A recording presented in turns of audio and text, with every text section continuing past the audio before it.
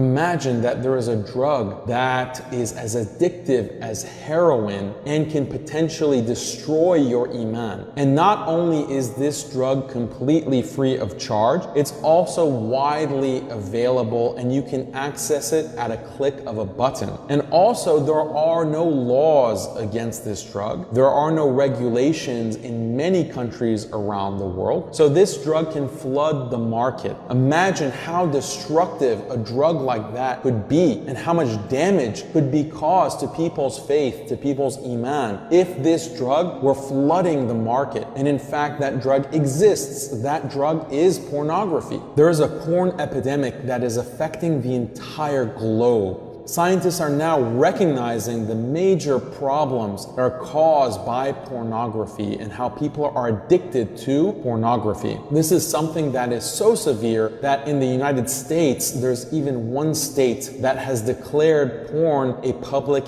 health crisis. This is primarily due to the addictive nature of pornography. One study from 2013 even said that pornography creates the same pathways of addiction in the brain as heroin.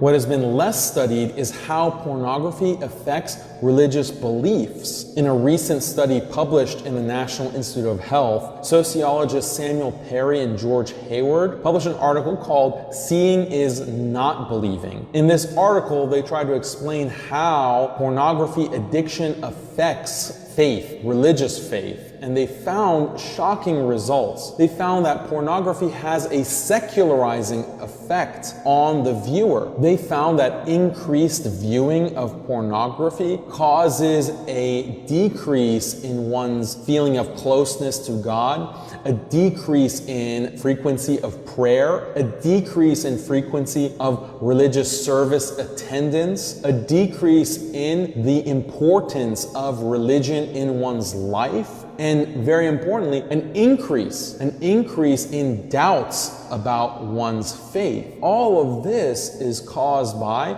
a frequent viewing of pornography. What's interesting is that these effects hold regardless of gender. It affects males and females equally, but it does have a greater impact on youth. So teenagers especially are at a higher risk of experiencing these effects from increased watching of pornography. So this is something that Muslims have to be aware of. How scary is this, that there can be a drug that can have this effect on your iman? It's interesting because we usually think about doubts or shubuhat in Islam being caused by intellectual trends or ideologies that might be affecting the way we think about certain issues. And that's true, that is a big source of doubts. But another source of doubts can be something that's not intellectual at all. As this research shows, something that is just viewing indecent images, indecent videos can create doubts in one's Islam and create these kinds of shubuhat. Even Israel as a country has used pornography as a weapon against Palestinians. In 2002, when Israel was attacking